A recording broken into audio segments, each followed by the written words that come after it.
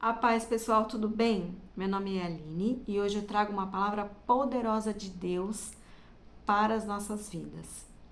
Hoje o que Deus colocou no meu coração foi para eu vir aqui falar para vocês sobre o capítulo de Jó. Vou falar resumidamente sobre o que está contido nesse capítulo aqui e vou falar um pouquinho sobre algumas lições que a gente pode tirar daqui. Eu não vou ler na sequência. Depois eu convido vocês a estarem em casa, ler aí a história de Jó, que é uma história confortante, inspiradora e pode que nos traz muita esperança, né? Bom, resumidamente, quem foi Jó? Jó foi um homem íntegro e fiel a Deus. Jó, ele era um homem abençoado. Ele tinha bens materiais, ele tinha filhos, ele tinha uma esposa, tinha uma família abençoada, ele tinha saúde, era um homem próspero, fiel, temente ao Senhor. Um dia Satanás chegou até o Senhor e disse para Deus que Jó só era tudo isso porque Jó era próspero e que Deus o abençoava. Como se fosse uma barganha. Deus só era assim, ou Jó só era assim porque Deus o abençoava. Então Deus disse para Satanás que Satanás poderia fazer o que ele quisesse com Jó, menos tirar a vida dele, tinha que poupar a vida dele. E assim Satanás fez. Satanás acabou com os bens materiais dele, acabou com tudo. Acabou com a vida dos filhos dele. E não contente, Satanás tirou a saúde de Jó. Jó perdeu tudo. E mesmo assim, Jó continuou temente ao Senhor. A primeira lição que a gente tira daqui é que o Senhor permitiu Satanás fazer isso. Mas por que o Senhor permitiu Satanás fazer isso se Jó era um homem íntegro e fiel a Deus? O Senhor não deveria poupá-lo? Se o Senhor tivesse poupado, primeira coisa, Satanás teria convicção que realmente Jó só era fiel porque Jó tinha tudo que tinha, porque Deus o abençoava. Satanás não teria certeza de que é possível amar a Deus mesmo passando por tudo o que já passou, mesmo por toda essa tristeza, essa agonia, toda essa angústia. Mesmo assim, é possível amar a Deus e não se rebelar contra o Senhor. Se Deus não tivesse permitido isso na vida de Jó, nós não teríamos essa história que conforta tantos corações, que traz esperança a tantas pessoas no meio de profunda tristeza e profunda dor e sofrimento. Então a palavra de Jó, aqui, o livro de Jó, ele nos traz conforto em meio a dor e sofrimento. Aí, continuando na história, quando Jó perdeu tudo, ele já estava com a sua saúde também bem debilitada, três amigos foram visitar Jó. E não contente, esses amigos falaram para Jó que Jó só estava passando por isso porque Jó havia pecado. Eles estavam julgando Jó sem ao menos conhecer a verdadeira história. E a segunda lição que a gente tira isso é que nem todo sofrimento é consequência de pecado. Jó não era pecador. Isso aconteceu na vida de Jó porque Deus permitiu. E quando Deus permite que isso aconteça na nossa vida, é porque o Senhor tem planos maiores ainda para a nossa vida. Se nós permanecermos fiéis ao Senhor, tementes ao Senhor. Então, essa história nos ensina que nem todo sofrimento, nem toda dor é consequência de pecado. Vou ler algumas passagens aqui que falam sobre a dor e o sofrimento de Jó. Ó, a primeira que eu vou ler, ele tá lá em Jó 6:10, que fala assim, ó: pois eu ainda teria consolo, minha alegria em meio à dor implacável de não ter negado as palavras do santo. Que esperança posso ter se já não tenho forças? Como posso ter paciência se não tenho futuro? Acaso tenho a força da pedra? Acaso a minha carne é de bronze? Haverá poder que me ajude agora que os meus recursos se foram? Um homem desesperado deve receber a compaixão dos seus amigos, muito embora ele tenha abandonado o temor do Todo-Poderoso. Então aqui ele está respondendo, né? Respondendo um amigo dele, dizendo que haverá poder que me ajude agora que meus recursos se foram. Um homem desesperado deve receber a compaixão dos seus amigos. E os amigos estavam julgando ele, né? Estavam falando coisas que não fazia parte da história de Jó, não fazia parte do seu perfil. Então, esse é o segundo ponto que podemos tirar dessa história, né?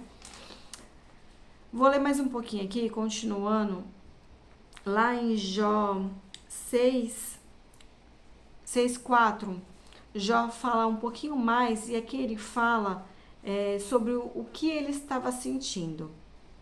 Quando me deito, fico pensando, quando vai demorar para eu me levantar? A noite se arrasta. Eu fico me virando na cama até o amanhecer. Jó não dormia mais. Certamente Jó já estava sentindo muitas dores, agonia constante. Ele continua falando assim, ó: meu corpo está coberto de vermes e cascas de ferida. Minha pele está rachada e vertendo pus. Imagina a dor que Jó estava sentindo. Meus dias correm mais depressa que a laçadeira do tecelão e chegam ao fim, sem nenhuma esperança. Jó já não tinha mais esperança. Ele já estava aguardando a morte. Ele não tinha mais esperança nenhuma. Lembra-te, ó Deus, de que minha vida não passa de um sopro. Meus olhos jamais tornarão a ver a felicidade. Já não tinha esperança mais nenhuma. E muitas pessoas estão nessa situação. Não tem mais esperança.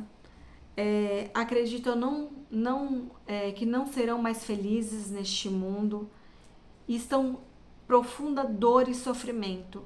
E Jó, ele começa a questionar a Deus quanto a isso. A terceira lição que a gente tem aqui é que assim, ó, Deus rejeita o questionamento quando ele vem de arrogância de quem julga. E não foi esse o questionamento de Jó. Jó, ele estava questionando em meio ao sofrimento, em meio à dor. Ele estava perguntando ao Senhor até quando que ele ia ficar nessa situação. Em nenhum momento Jó falou com palavras de arrogância e orgulho, mas com palavras de humildade. E Deus, a todo momento, estava com os olhos inclinados para ele. No momento de sofrimento, no momento de profunda agonia, que você não vê mais saída, não vê mais uma luz no fim do túnel, e você acredita que você não tem mais esperança nenhuma, existe muitas pessoas que estão nessa situação. Eu conheço pessoas que estão nessa situação. Então, em todas essas situações, Deus mostra que ainda há esperança, que Deus pode dar a vitória, pode devolver a felicidade que um dia lhe foi tirada. Então Jó, ele nos ensina isso, né? A história de Jó nos ensina isso. Porque a todo momento a gente fala, não devemos questionar o Senhor, não devemos questionar as coisas que o Senhor fez, não devemos questionar. Só que tem momentos na nossa vida que a dor é tão profunda que é inevitável o questionamento. É inevitável as perguntas a se fazer a Deus. Ainda mais quando você não pecou, ainda mais quando não tem... você sabe que você sempre foi puro, sempre procurou buscar o Senhor, sempre foi uma pessoa íntegra, fiel, reta, honesta. E você acaba passando por essa situação que você está hoje, uma doença que você não vê mais cura, uma doença que te limita, que te tira a vida, que você não consegue mais prosseguir, fazer as coisas que você fazia antes, ter independência, ficar dependendo de alguém. Então, isso é muito triste. E isso te dá falta de esperança. E é normal nós questionarmos a Deus nesse momento.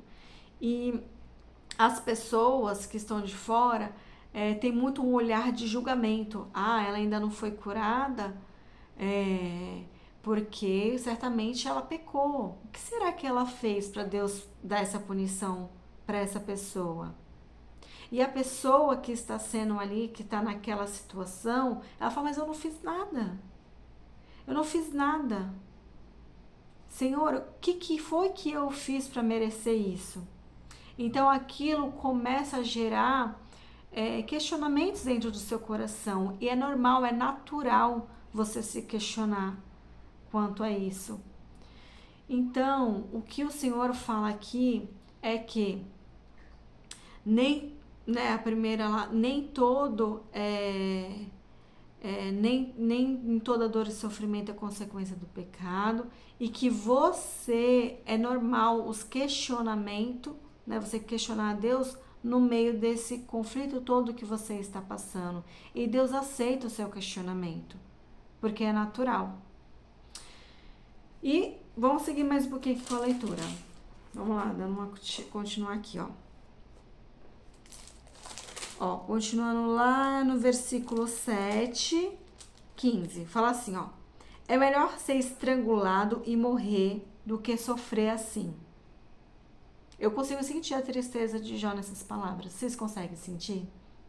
Eu consigo entrar aqui dentro da história e sentir a tristeza que Jó sentia.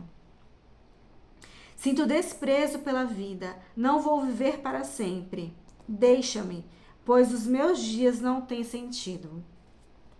Continuando mais um pouquinho, ele fala assim, se pequei, que mal te causei? Tu que vigias os homens, por que me tornaste teu alvo? Acaso tornei-me um fardo para ti? Por que não me perdoas as minhas ofensas e não apagas os meus pecados? Jó começa a se questionar. Ele questionou a Deus e depois ele começou a se questionar. Senhor, eu te ofendi? Eu fiz algo que eu não sei ao Senhor? Ele fala assim, por que não me perdoas as minhas ofensas e não apagas os meus pecados? Ele começa a se autoexaminar e falar, será que eu fiz alguma coisa para merecer isso? É o questionamento que nós fazemos dentro de nós. Aqui, essa história revela uma pessoa natural, uma pessoa como eu e você. É normal nós nos questionarmos quanto a isso. Continuando mais um pouquinho aqui, fala assim, aqui eu vou, na história, eu vou falar o que um dos amigos de Jó diz para Jó. Olha só como o julgamento é maldoso. Lá em capítulo 8, versículo 5, fala assim, mas, Bildade, amigo de Jó, fala assim, mas se você procurar a Deus e implorar junto ao Todo-Poderoso, se você for íntegro e puro, ele se levantará agora mesmo em seu favor e o restabelecerá no lugar que por justiça cabe a você. Olha só. Então ele afirma ainda que se ele for íntegro e puro, Deus irá restaurá-lo. E ele estava correto. É verdade. Se ele for íntegro e puro, Deus irá restaurá-lo. Só que eles estavam falando aqui de forma de julgando, né? Mas vamos lá. Vamos continuar aqui, Vou continuar para encerrar, para não ficar tão extenso assim. Lá no final, vamos colocar aqui eu bem no final mesmo. Resumidamente, essa foi a história de Jó, né? Jó suportou a tudo, foi um homem natural como eu e você, questionou ao Senhor, se questionou também, mas ele sempre teve o coração humilde e voltado ao Senhor. E no final, lá em Jó 42:12, o Senhor finaliza dessa forma. O Senhor abençoou o final da vida de Jó mais do que o início. Ele teve 14.000 ovelhas, 6.000 camelos, 1.000 juntas de boi e 1.000 jumentos. Também teve ainda 7 filhos e filhas. A primeira filha deu o nome de Gemina, a segunda o de Késia e a terceira o de Querem. Em parte alguma daquela terra havia mulheres tão bonitas como as filhas de Jó, e seu pai lhes deu herança junto com os seus irmãos. Depois disso, Jó viveu 140 anos, viu seus filhos e os descendentes dele até a 4ª geração, e então morreu em idade muito avançada. E o Senhor fala aqui, o Senhor abençoou o final da vida de Jó mais do que o início. Deus tinha um propósito para a vida de Jó. Deus queria mostrar para Satanás que é possível amar ao Senhor mesmo sem receber nada em troca. É possível ser fiel a Deus mesmo quando Deus permite que coisas aconteçam na nossa vida. E Deus mostrou isso aqui nesse livro de Jó de uma forma perfeita para nós. É aquilo que eu falei. Deus é maravilhoso, é sábio em tudo. Se não houvesse esse livro, hoje não haveria esperança para muitas pessoas que estão sofrendo.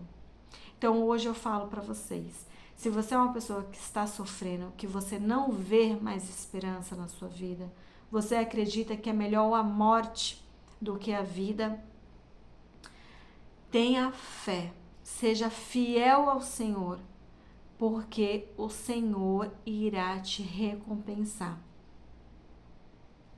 Amém? Era essa a palavra de Deus que Deus colocou no meu coração para revelar para a vida de vocês hoje. Fiquem com Deus e uma ótima noite.